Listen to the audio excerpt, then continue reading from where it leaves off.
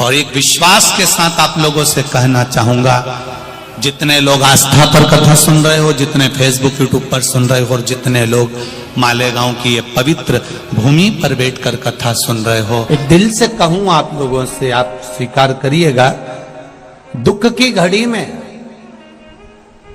कोई आए चाहे ना आए, अगर आपने दिल से कर्जा हो गया, समस्या विकट हो गई, तकलीफ बढ़ गई, दुख बढ़ गया, आप शंकर भगवान के मंदिर में जाकर, ये जरूरी नहीं है कि आप सीहोर आए या कहीं जाएं, आप तो आपके घर के पास में जो शिव मंदिर हो, उस मंदिर में एक लोटा जल चढ़ाना चालू कर दो, वो धीरे धीरे दुख काटना प्रारंभ कर दे, काटेगा दुख।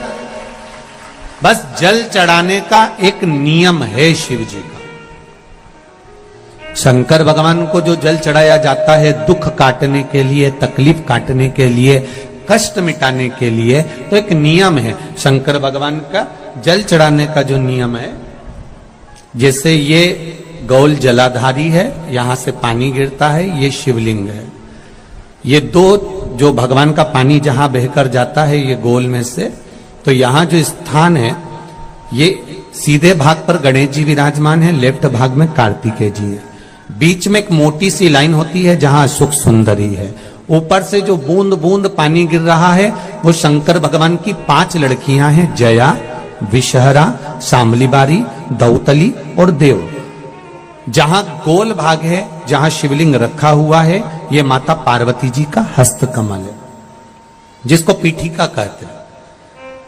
महाराज, जल चढ़ाने का नियम है, जब हमारे ऊपर दुख होता है, तकलीफ होती है, कष्ट होता है, बड़ी दिक्कत परेशानी होती है, तो हम जल चढ़ाते हैं। तो उस जल को चढ़ाने का नियम है, पहले गणेश जी का स्थान, कार्तिकेय का स्थान, अशोक सुंदरी की जगह, फिर माता पार्वती की पीठी का, उसके बाद जलाधारी को स्मरण कर कर जल धीरे धीरे शंकर भगवान पर छोड़ा जाता है। जब धीरे धीरे शिव जी पर जल चढ़ाएं, उसके बाद में आप अपने मन की कामना जब जल चढ़ाते जाएं और बाबा से कहते जाएं, बाबा रोज कामना कहने की जरूरत नहीं है, एक बार आप कामना करो और उसके बाद जल चढ़ाना प्रारंभ करो, और उसको कहना जरूर, तेरे दरबार से कोई खाली नहीं गया मेरे शंभू, मैं नहीं जानती, मैं तो इतना जानती हूं कि कंकर शंकर है और तू सुनता जरूर है। ब्रह्मा ब्रह्म लोक में है, भगवान विष्णु वैकुंठ लोक में है, पर मृत्यु लोक में मेरा देव अधिदेव महादेव है, मेरी सुनेगा जरूर। और बाबा से विनय कर कर आप आइए। जल चढ़ाने का नियम, अगर दुख है, तकलीफ है, कष्ट है तो ऐसे चढ़ा दो, और अगर मन कर रहा है डायरेक्ट शिव जी पे चढ़ाना हो तो तुम्हारी मर्जी है, उसमें कोई मना नहीं। शिव तत्व किसको कहते हैं? शंकर का गुणगान, शिव का स्मरण, भगवान शंकर का मंत्र जाप किसको कहते हैं? ये वही समझ सकता है जिसके भीतर शिव समाया होगा। और एक विश्वास के साथ आप लोगों से कहना चाहूंगा, जितने लोग आस्था पर कथा सुन रहे हो, जितने फेसबुक यूट्यूब पर सुन रहे हो, और जितने लोग मालेगांव की ये पवित्र भूमि पर बैठकर कथा सुन रहे हो, आप दिल से उसकी कथा सुनना। इस वाणी का, इस व्यासपीठ का एक शब्द हो सकता है, हॉस्पिटल में पड़ा हुआ कोई व्यक्ति, कर्जे में डूबा हुआ कोई व्यक्ति, गलत व्यसन में पड़ा हुआ कोई व्यक्ति को आपके द्वारा निकली हुई वाणी से भी बाहर निकाल सकता है। जैसे उस मां को कहा किसी ने, सीहोर वाला महाराज कहता है एक बार चले तो जा शंकर जी के मंदिर में, उसने पत्र भी लिखा।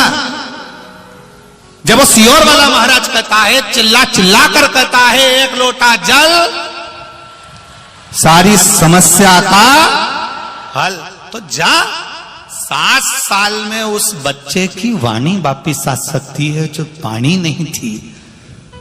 जब वो वाणी मेरा महादेव दे सकता है, वो देखो उस माँ के चेहरे की खुशी, उस माँ के चेहरे की रौनकता, जिसका बेटा 7 साल बाद बोला हो, उसका आनंद देखिए कि कितना होगा, कितना आनंद होगा। एक बात और अच्छे से समझ लीजिए, जो बच्चे चिड़चिड़े होते हैं, चाहे घर में बेटे हों, बहुएं हों, सास हो, ससुर हो, परिवार में छोटे छोटे बच्चे हों, चिड़चिड़ प्रवृत्ति करते हो या चिड़चिड़ा स्वभाव हो, जरा जरा सी बात में क्रोध आ जाता हो, बोलने का भान नहीं रह पाता हो, शब्दों के बाण चलते हो, तो महाराज प्रदोष के दिन, प्रदोष काल में बेलपत्री के पेड़ के नीचे एक जो पत्ता आपके पास में हो, पान का मिल जाए तो पान का, पीपल का मिल जाए तो पीपल का, बेलपत्र का मिल जाए तो बेलपत्र का, उस पत्ते पर मात्र थोड़ा सा शहद और 7 दाने चावल के रखकर घी का दिया लगा दो महाराज, और थोड़ा सा जल हाथ की अंजलि में लेकर भगवान देवाधिदेव महादेव का स्मरण कर कि इस बेलपत्री के वृक्ष के नीचे माता लक्ष्मी, पार्वती, सरस्वती विराजमान है। इसी बेलपत्री के पेड़ के नीचे मेरे देवाधिदेव महादेव का 12 ज्योतिर्लिंग का स्वरूप प्रकट है। उनका स्मरण कर जल चढ़ा दीजिए और उसका स्मरण कर लो जो चिड़चिड़ प्रवृत्ति करता, क्रोध करता, जिसको बोलने का भान नहीं होता हो, सम्मान नहीं देता हो, अपशब्द कहते हो, उनका स्मरण कर आप छोड़ेंगे। एकदम एक प्रदोष करेंगे, दूसरे प्रदोष तक तो आपको कोई दिक्कत ही नहीं। 2-3 प्रदोष कर देखिए, बाबा कृपा करें। 3 जगह पर अगर कोई बीमारी ऐसी हो गई कि वो समाप्त नहीं हो रही, बड़ी बड़ी तकलीफ, मतलब एक बार दवाई अगर चालू हो गई तो दवाई बंद ही नहीं हो रही है, तो उसके लिए आपको 3 जगह पर जल चढ़ाना प्रारंभ कर दो। मात्र 1 हफ्ते से ज्यादा चढ़ाना भी नहीं पड़ेगा। जैसे 1 हफ्ते आप टेबलेट लेते हो, गोली लेते हो, 1 हफ्ते चढ़ाना प्रारंभ कर दो। सबसे पहले बेलपत्री के पेड़ के नीचे क्या करना है, जल का पात्र लेना है, उसमें 2 दाने चावल के डालना, 2 दाने अक्षत के डालिए। पहले बेलपत्री के पेड़ के नीचे जाओ, वहां जल चढ़ाओ, फिर जाइए पीपल के वृक्ष के नीचे, वहां जल चढ़ाइए। आखिरी में या तो शमी के नीचे या फिर आंवले के नीचे, इन दोनों में से कोई एक वृक्ष जिसके नीचे। पर 1 हफ्ते अगर आपने आंवले में चढ़ाया है तो आंवले में ही चढ़ाना, शमी में चढ़ाया है तो शमी में चढ़ाना है। ये बदल के मत चढ़ाना कि आज मैं शमी में चढ़ा देती हूँ, कल आंवले में चढ़ा दूंगी, ऐसा नहीं। शंकर भगवान पे चढ़ा हुआ जल जो बहकर जाता है उसको 3 जगह पर जरूर लगाना चाहिए। ध्यान से सुनिएगा। 9 ग्रह जो शरीर पर राहु, केतु, मंगल, बुध, शनि परेशान करते हैं, उसकी समाप्ति के लिए शिव पर चढ़ा हुआ जल नैनों पर, कंठ पर, मस्तिष्क पर, 3 जगह पर जिसके प्रतिदिन शिव पर चढ़ा हुआ जल लगता है उसको कभी 9 ग्रह परेशान नहीं कर सकते। शंकर की कृपा बरसती, शंकर की करुणा बरसती।